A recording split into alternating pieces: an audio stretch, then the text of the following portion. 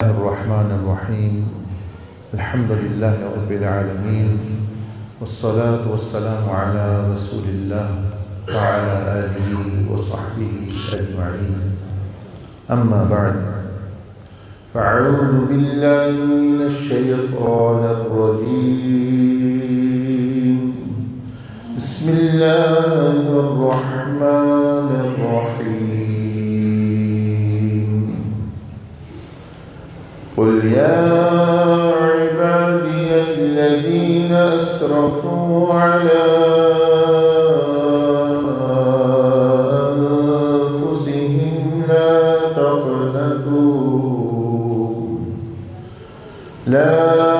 تقنطوا من رحمة الله إن الله يغفر الذنوب جميعا إنه هو الغفور الرحيم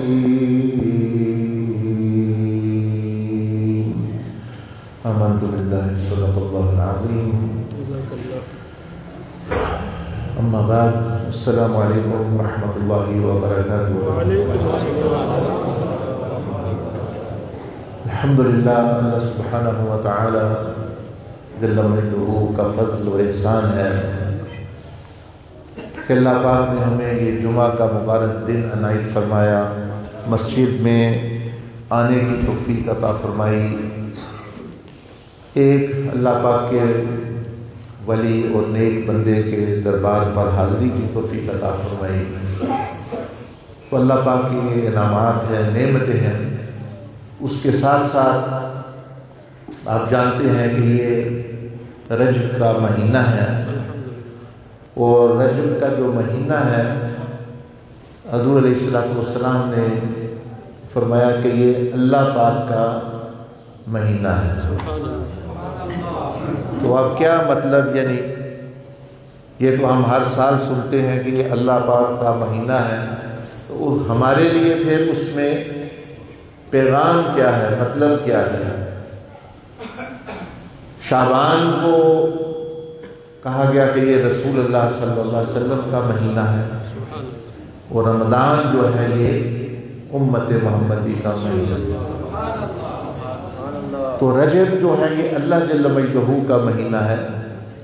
مراد اس سے یہ ہے کہ اس میں بندے نے یہ سوچنا ہے کہ میرا تعلق رب تعالیٰ سے کیسا ہے۔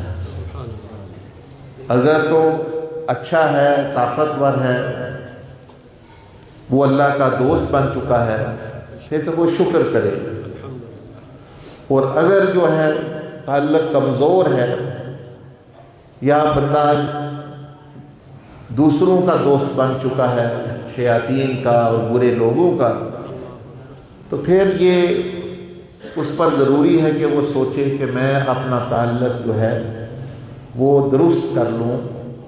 اس مہینے میں اللہ پاک نے مجھے موقع دیا ہے کہ اپنا تعلق اللہ پاک سے مضبوط کر لوں، صحیح کر لوں، اور اگلے مہینے میں نے رسول اللہ صلی اللہ علیہ وسلم سے اپنا تعلق مضبوط کرنا ہے، اور رمضان میں امت سے تعلق مضبوط کرنا ہے۔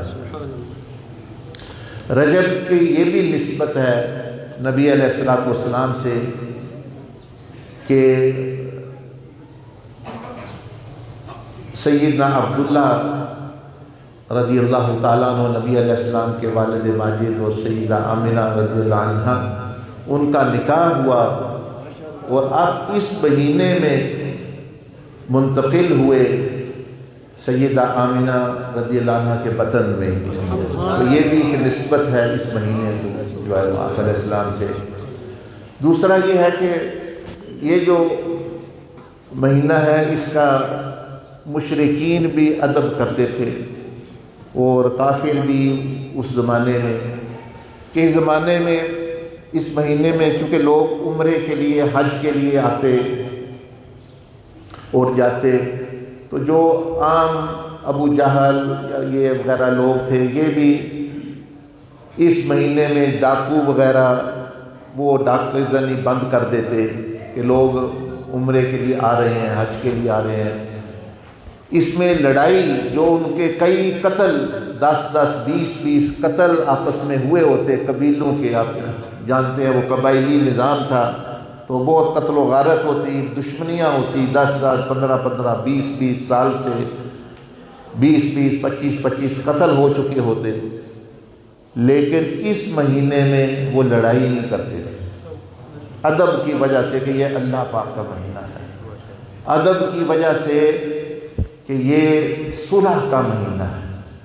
تو اس میں ہمارے لیے ایک اور یہ پیغام ہے کہ اس مہینے میں اگر کسی سے تعلقات خراب ہو گئے ہیں سال کے دوران، پچھلے مہینوں میں کسی سے کوئی اونچ نیچ ہو گئی، کسی سے کوئی لڑائی ہو گئی، کوئی گھر میں ناراضگی ہو گئی، بیوی سے ہو گئی، پڑوسیوں سے ہو گئی یا کہ اور، تو اس مہینے میں صلح کریں۔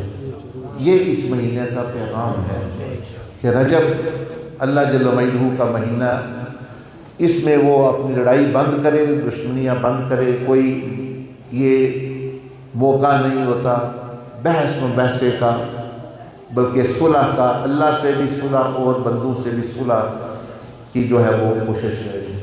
ایک تو یہ میرے اور آپ کے لیے اس میں پیغام ہے کہ اپنے دلوں کو جو ہے وہ بہتر کریں گے۔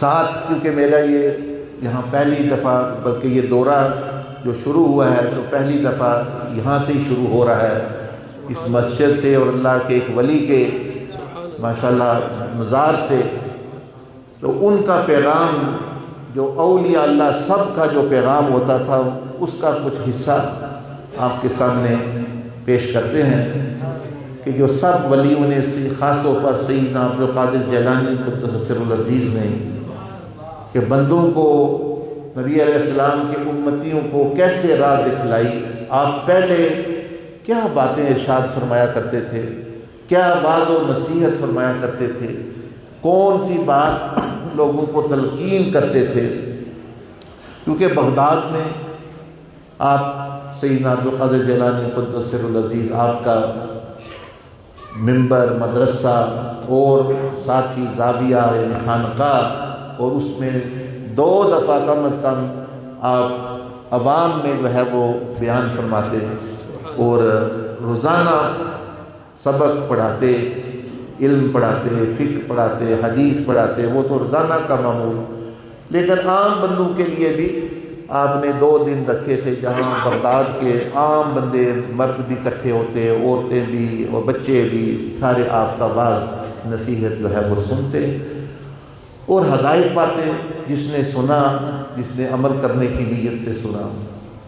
تو ان کی بات سے یہ جو بزرگ ہیں یہاں آرام فرما رہے، یہ ابھی میں شجرہ پڑھ رہا تھا، یہ تو ہمارے شہر کے ساتھ ان کو نسبت ہے، ہم کیونکہ ادھر گجرات کے ہیں، وہ شجرے میں ان کا نام لکھا ہوا ہے کہ شاہ دولہ گجراتی رحمۃ اللہ علیہ، ان سے ان کا، وہ ان کے دادا پیر سمجھ رہے ہیں، آگے شجرے میں پردادا بنتے ہیں، تو ماشاءاللہ یہ بھی نسبت ہو گئی گجرات کی بھی اور اس شہر کی بھی، وہ آپ پڑھیں شجرہ اور آپ کو پتہ چلے گا۔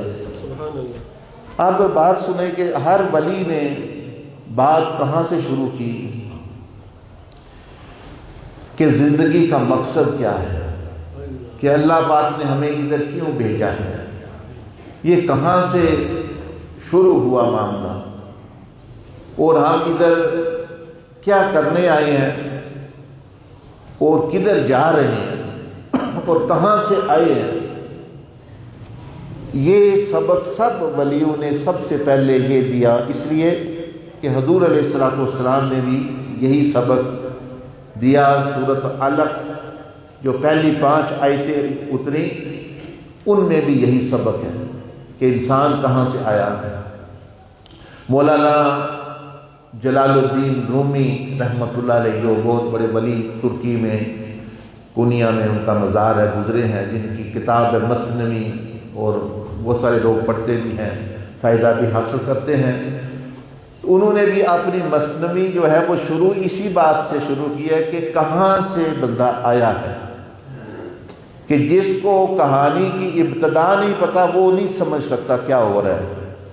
دیکھیں نا، لوگ ڈرامے بھی دیکھتے ہیں، فلمیں بھی دیکھتے ہیں، جس نے پہلی 10-20 قسطیں دیکھی اس کو نہیں سمجھ آ سکتی، جس نے شروع کا سے کتاب نہیں پڑھی اس کو نہیں پتا کیا ہو رہا ہے درمیان میں۔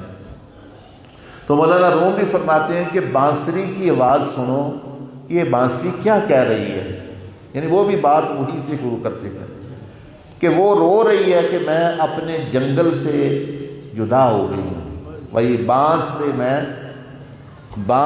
سے جدا ہو گئی ہوں، میں جنگل میں تھی، اپنے ملک میں تھی، اب جو اس میں جو وہ سر ہے، وہ اس میں جو درد ہے، وہ اس کا رونا ہے اپنے وطن کی جدائی میں۔ یعنی انہوں نے بھی بات ادھر سے شروع کی، سیدنا عبد القادر جیلانی نے بھی بات ادھر سے شروع کی، آپ کی بھی بات میں ادھر سے ہی سنا رہا ہوں۔ کہاں پہلے کچھ بھی نہ تھا سوائے اللہ جل مجدہ کے، کچھ بھی نہیں، نہ زمین، نہ آسمان، نہ کرسی، نہ عرش، صرف اللہ پاک اور اس کی صفات۔ اس کے بعد اللہ پاک نے سب سے پہلے اپنی معرفت کے لیے، اپنی محبت کے لیے، اپنی پہچان کے لیے نور محمدی پیدا کیا۔ یہاں سے سارے قصہ شروع ہوتا ہے۔ اس کے بعد اس نور سے ہماری اور آپ کی روحوں کو اللہ پاک نے بنایا، تو ہمارا روحانی تعلق حضور علیہ السلام سے پہلے ہی جڑا ہے، کیونکہ ہمارے روحوں کا جو نور ہے وہ نور محمدی سے پیدا ہوا۔ تو جب اللہ جل مجدہ نے روحیں میری آپ کی پیدا کی، اب روحوں کو تو پتہ نہیں کہ ہم کیوں پیدا ہوئے ہیں، تو انہوں کے ذہن میں آیا خیال کہ ہم کیوں پیدا ہوئے ہیں۔ اللہ جل مجدہ ان کو وہاں سے روحیں تھی آسمانوں میں، انبیاء کی بھی، ولیوں کی بھی، سب کی۔ حدیث شریف میں آتا ہے آیت وَأَخَذَ رَبُّكَ مِن بَنِي آدم، یہ 11ویں پارے کی آیت ہے، مِن ظُهُورِهِمْ ذُرِّيَّتَهُمْ وَأَشْهَدَهُمْ عَلَىٰ أَنفُسِهِمْ۔ اللہ تعالیٰ نے ساری روحوں کو حکم دیا، وہ روحیں آسمان سے نیچے اتر کے وادی نعمان، نبی علیہ السلام نے جو حدیث میں نقل کیا ہے، بیان فرمایا، وہ وادی نعمان میں اکٹھا کر دیا۔ وادی نعمان کہاں ہے؟ اس کو میدان عرفات بھی کہتے ہیں، یعنی جہاں حاجی حج کے لیے نہیں جاتے ہیں، جہاں وہ پہاڑی ہے عرفات کی، جبل رحمت جو ہے، وہ جو جگہ ہے عرب شریف میں جس کو عرفات کہتے ہیں، وہاں کیا ہوا، وہاں وہ کیوں وہاں حاجی جاتے ہیں، سوچنے والی بات ہے۔ بھائی حج تو ہو کعبہ کے پاس، بھائی حج پڑھنا ہے تو کعبہ شریف آئیں، لیکن حج پڑھنے کے لیے ان کو کہاں لے کے جایا جاتا ہے سب کو؟ عرفات میں۔ عرفات وہاں کچھ چیز ہی نہیں، پہاڑ ہے اور کھلا میدان ہے۔ وہ واقعی بات صحیح ہے کہ اب پہاڑی ہے، کھلا میدان ہے، لیکن یہاں ایک بہت اہم واقعہ پیش آ چکا ہے پہلے، انسان کے لیے، انسانی تاریخ کے لیے سب سے اہم واقعہ، جہاں سے سارا معاملہ شروع ہوا، وہی جو آپ کو سنا رہا ہوں، وہی جو آیت آپ کے سامنے پڑھی ہے اور حدیث سنا رہا ہوں، اس کی شرح میں ساری روحوں کو اللہ جل مجدہ کہاں لے گیا؟ عرفات میں۔ اب وہاں ساری روحوں کو اکٹھا کر دیا، روحیں دیکھ رہی ہیں ہم کہاں آ گئے ہیں، یہ ہم کون ہمیں لے کے آیا ہے، ہم کیوں ادھر آئے ہیں، ان کو کوئی پتہ نہیں۔ اتنی دیر میں کیا ہوتا ہے؟ اتنی دیر میں یہ ہوتا ہے، آواز آتی ہے ایک، اتنی جلال والی بھی، جمال والی بھی، اتنی سریلی، اتنی جو ہے وہ دل کو موہ لینے والی، دل کو پاگل کرنے والی، کس کا کلام ہے؟ آواز آتی ہے الست بربکم، قرآن ہے، یہ کہاں واضح آئی؟ پہلے وادی نعمان عرفات میں، عالم ارواح میں، جب ساری روحیں نور محمدی سے پیدا ہو کے ادھر آئی۔ اب روحوں نے اس بات سنی، آواز آ رہی ہے لست بربکم، آپ کی روح نے اور میری روح دونوں نے یہ کلام سنا ہوا ہے۔ اس دنیا میں تو سیدنا موسیٰ علیہ السلام نے اللہ کا کلام سنا، حضور علیہ السلام نے سنا، انبیاء نے سنا جن کو اللہ نے چاہا، دوسروں نے نہیں سنا، لیکن سب کی روحوں نے کلام الہی سنا ہوا ہے، اللہ کا نام سنا ہوا ہے۔ اس لیے اب بھی روح کو سکون اسی نام میں اور ذکر میں ملتا ہے کہ اس نے پہلا کلام ہی وہ سنا ہوا ہے، پہلی ذات کا نام ہی وہ سنا ہے، اس کا پہلا کھانا ہی وہ ہے۔ ہمارے ہاں جو بنگلہ دیش والے لوگ ہیں وہ ادھر آتے ہیں تو وہ کہتے ہیں ہمیں مچھلی کھلاؤ، مچھلی اور چاول۔ پنجابی وہ ادھر آتے ہیں، ادھر آتے ہیں، وہ کہتے ہیں ہمیں روٹی کھانی ہے۔ ادھر والے جو جاتے ہیں یہ اپنا کھانا مانگتے ہیں، کیوں؟ انہوں نے بچپن سے جو کھایا ہوا ہے اس میں ہی ان کو لطف آتا ہے، اس میں ہی ان کو سکون آتا ہے۔ تو یہ جو مانگتے ہیں ہمیں نان دو، کوئی روٹی چاول، یہ ظاہر ہے کہ یہ بتاتا ہے کس ملک سے یہ آئی ہے۔ تو یہ روح نے سب سے پہلے کلام الہی سنا، اس لیے یہاں بھی آ کے ان کو ذکر الہی میں ہی سکون ملتا ہے۔ یہ تو آپ نے پہلے بھی سنا کہ اللہ کے ذکر میں اطمینان، سکون ہے، لیکن اب آپ کو وجہ سمجھ آئی کیوں؟ کہ روح نے سب سے پہلے سنا ہی ذکر الہی ہے، سنا ہی رب تعالیٰ کا نام ہے۔ الست بربکم، کیا میں تمہارا رب نہیں؟ میں نے تمہیں پیدا نہیں کیا، پالا نہیں؟ اب روحوں کو کچھ پتہ نہیں ہے، وہ ادھر ادھر دیکھ رہی ہیں، کیا کہیں، جواب میں کیا بولیں۔ اتنی دیر میں ایک اور سریلی پر لطف پر جمال آواز آتی ہے، قالوا بلا، قرآن کہتا ہے، یعنی انہوں نے تو پہلی ایک آواز ہے کہ سب نے کہا، وہ کس کی آواز تھی؟ روحوں کو کوئی علم نہیں تھا کہ یہ کون ہے جو ہمیں، میں تمہارا رب نہیں۔ روحیں ایک دوسرے کی طرف دیکھ رہی تھی۔ حضور علیہ السلام کی روح پرفتوح نے جواب دیا کہ یا اللہ بے شک تو ہی ہمارا رب ہے۔ تو جب روحوں نے یہ بات سنی تو انہوں نے بھی پھر دہرایا کہ قالوا بلا شہدنا، بے شک یا اللہ تو ہی ہمارا رب ہے۔ تو رسول اللہ صلی اللہ علیہ وسلم نے تمام روحوں کے استاد تھے عالم ارواح میں، اللہ پاک کا تعارف کرایا حضور علیہ السلام نے۔ اس لیے مسلمان مومن کی روح کو نعت میں، نبی علیہ السلام نے نام پاک میں، آپ کے تذکرے میں لطف آتا ہے کہ دوسری آواز جو روح نے سنی ہے وہ رسول اللہ صلی اللہ علیہ وسلم کی آواز ہے۔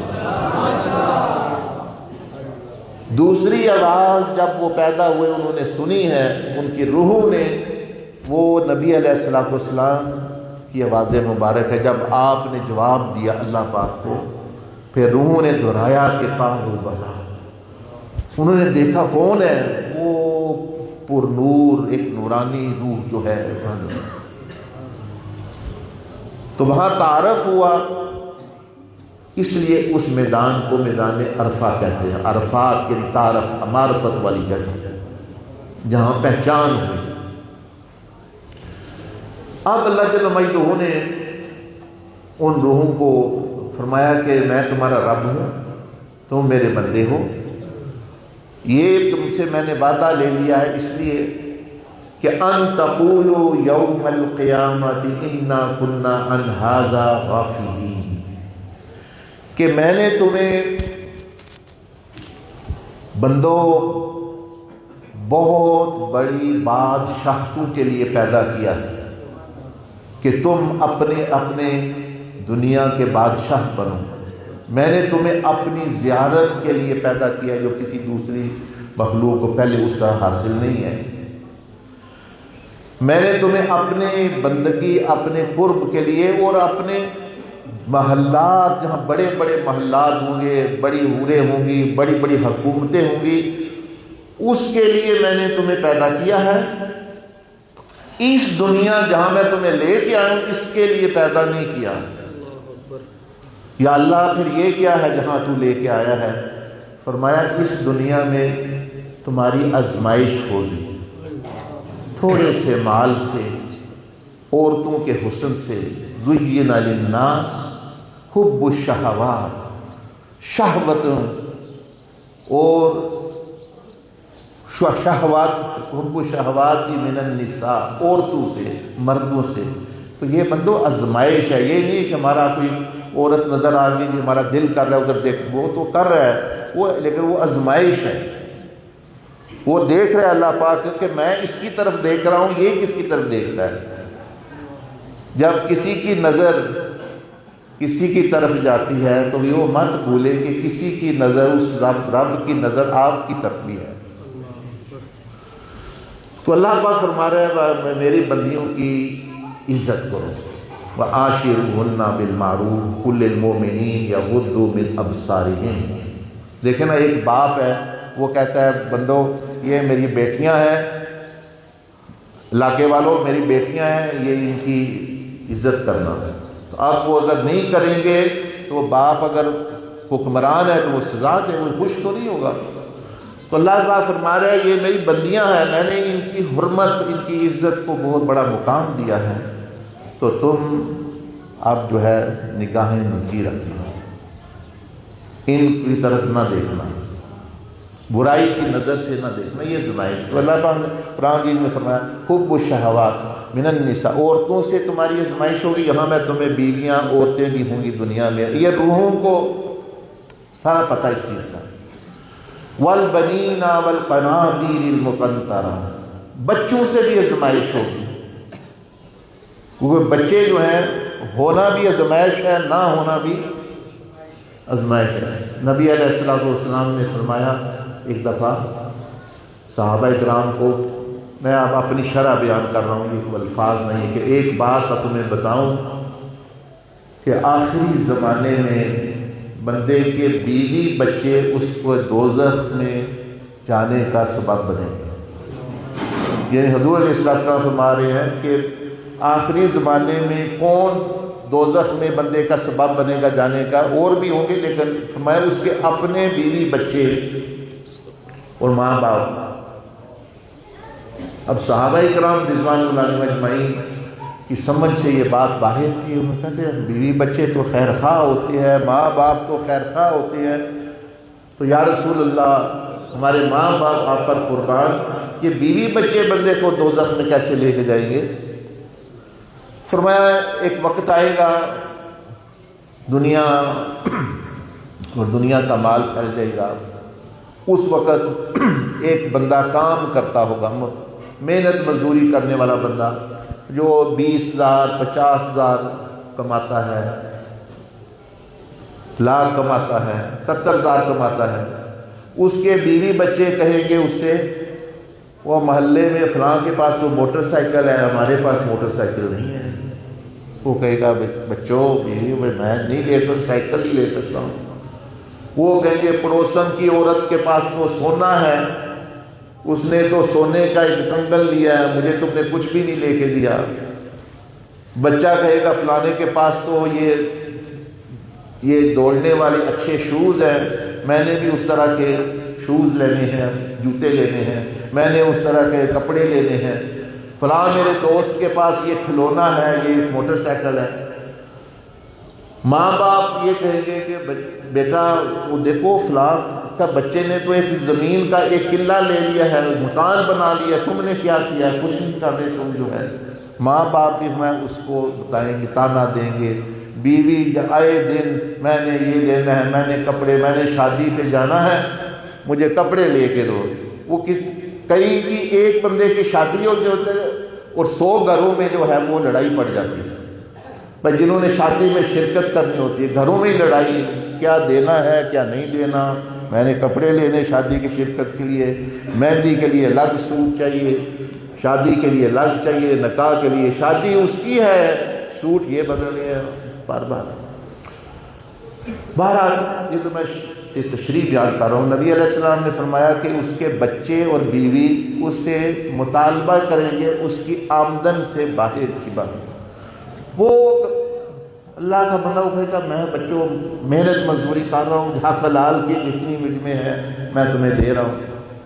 وہ کہے گے نہیں خوش نہیں ہوں گے، آئے دن تانے تم نے ہمارے لیے کیا کیا ہے، یہ ہے وہ ہے۔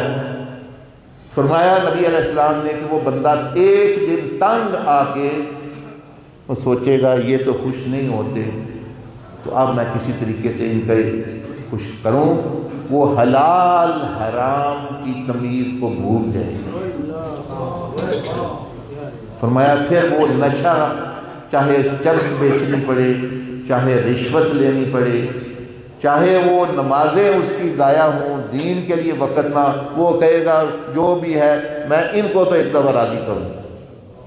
فرمایا وہ حلال حرام کی تفریق ختم کر کے، دین کو بھول کر، نمازوں کو بھول کے، اللہ پاک کو بھول کے وہ ان کا پورا کرے گا۔ اب کیونکہ اس نے حلال حرام کی تمیز ختم کر دی، بے ایمانیاں کی، دھوکہ دیا، کسی کی زمین اپنے نام لگوا لی، کسی کا کچھ کر لیا، کسی کا پیسے واپس نہ دیے، کہیں چوری کر لی، فرمایا یہ تو دوزخ میں پہنچ گیا، یہ بندہ جہنم میں پہنچ گیا۔ لیکن اس کو پہچانے والے، وہاں پہنچانے والے کون ہیں؟ نبی علیہ السلام فرماتے ہیں اس کے اپنے اولاد اور بیوی اور دوست اور اس طرح کے جو ماں باپ جو تانے دیتے رہتے ہیں لوگوں کو اپنے گھر میں، بھئی جتنی آمدن ہے وہ بھی پتہ ہے، لیکن جو ہے تو یہ عرض کر رہا ہوں کہ بچے کی آزمائش، والقناطیر المقنطرہ من الذهب والفضہ والخیل المصومہ والانعام والحرث، زمینداری، ڈیرہ داری، بڑے بڑے گھوڑے، گاڑیاں، یہ ساری آزمائشیں ہیں۔ جس کو مل گئی اس کے لیے بھی آزمائش، جس کو نہیں ملی اس کے لیے بھی آزمائش، جس کو نہیں ملی وہ صبر کرے، جس کو ملی وہ شکر کرے، یہ ہے۔ تو روحوں کو اللہ پاک نے فرمایا کہ میں تمہارے ہر ایک کے لیے کم از کم جو بندہ، جو آخری بندہ جو جنتوں میں جائے گا، اس دنیا سے 10 گنا زیادہ بڑی اس کی جنت ہوگی، 10 گنا زیادہ جنت۔ تمہیں تو پیدا میں نے اصل وہاں بادشاہوں کے لیے، یہاں اس دنیا میں مت لڑنا، یہ روڑی ہے۔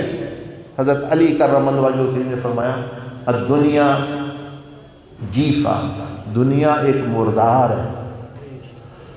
حضور علیہ السلام ایک مرتبہ کسی جنازے سے واپس آ رہے تھے کہیں، تو رستے میں ایک بکری کا بچہ یا بکری پڑی ہوئی تھی، مری ہوئی کتنے دنوں کی، وہ بڑا بدبو آ رہی تھی، گند یہ۔ تو آپ نے فرمایا صحابہ کرام سے ٹھہر جاؤ، حالانکہ وہاں بڑی بدبو آ رہی تھی، لیکن آپ نے سمجھانے کے لیے، کیونکہ آپ سمجھانے کے لیے، سکھانے کے لیے تشریف فرمایا کہ یہ بکری کا جو بچہ، یہ بکری جو اب گندگی، مردار، بدبو آ رہی ہے، کسی کا دل نہیں چاہتا، اپنے مالک کے نزدیک اس کا کیا درجہ ہے؟ میں مالک کے نزدیک کیا ہے؟ مالک تو پھینک گیا ہے، وہ تو یہاں کھڑا نہیں ہو سکتا، بھائی بدبو ہے۔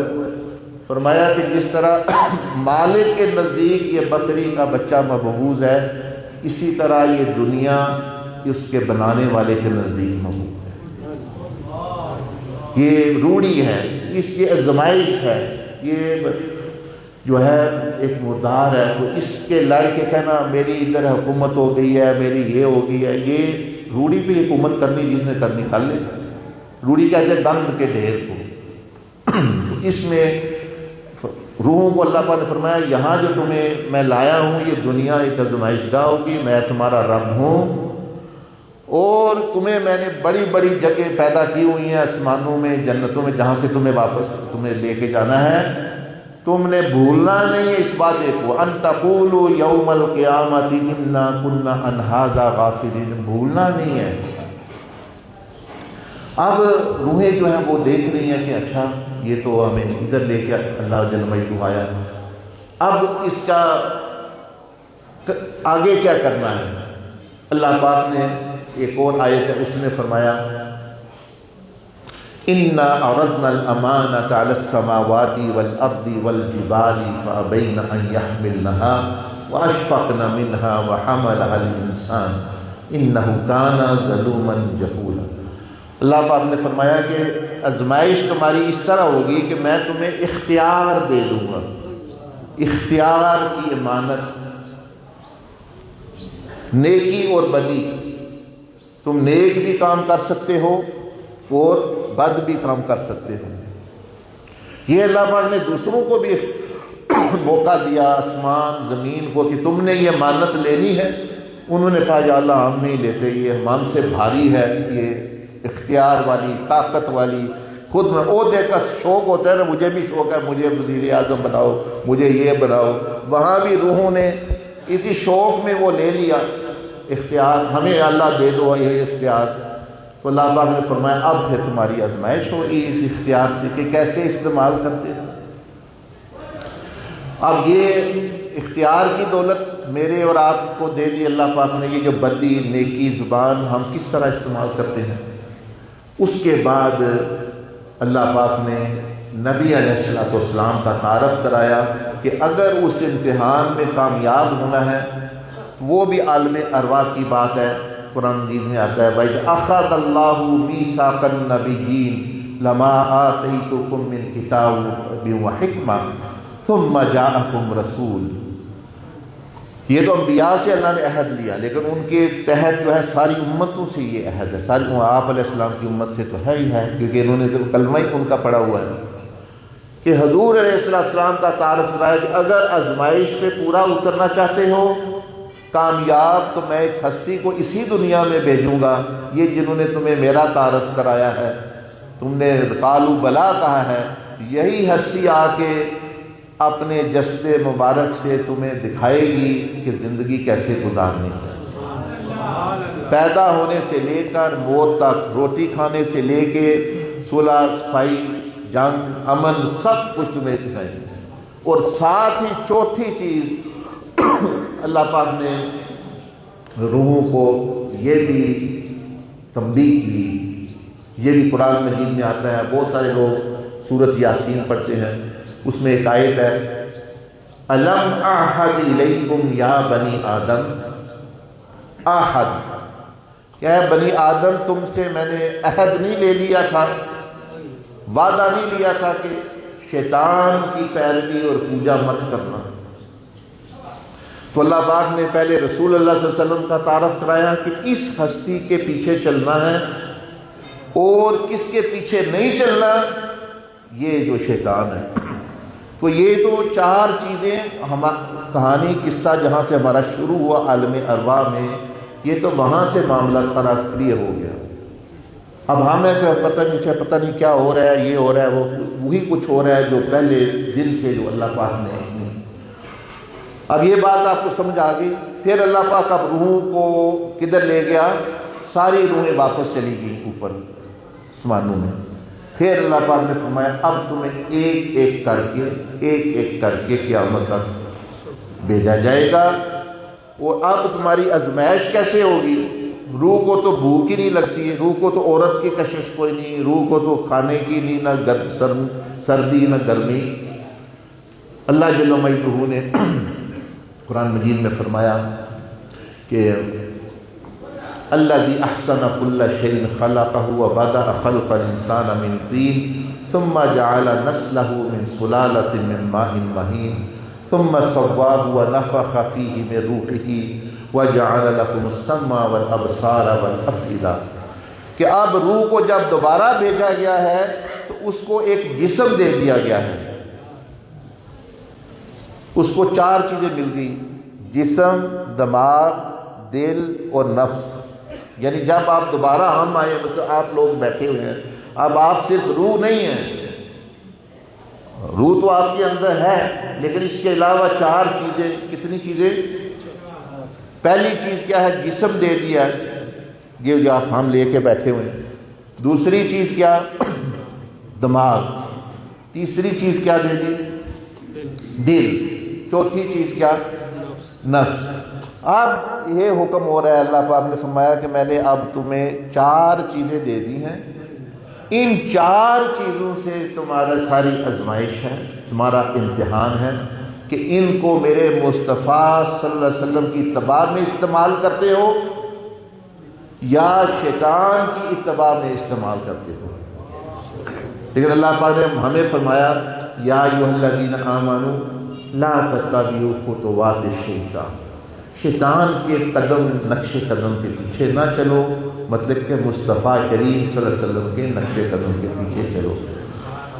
تو اب آپ کو بھی سمجھ آ رہی ہے آزمائش کیسے ہو رہی ہے، جسم سے کیسے ہو رہی ہے، زبان میں کیسے استعمال کرتا ہوں. آزمائش ہے ہر وقت.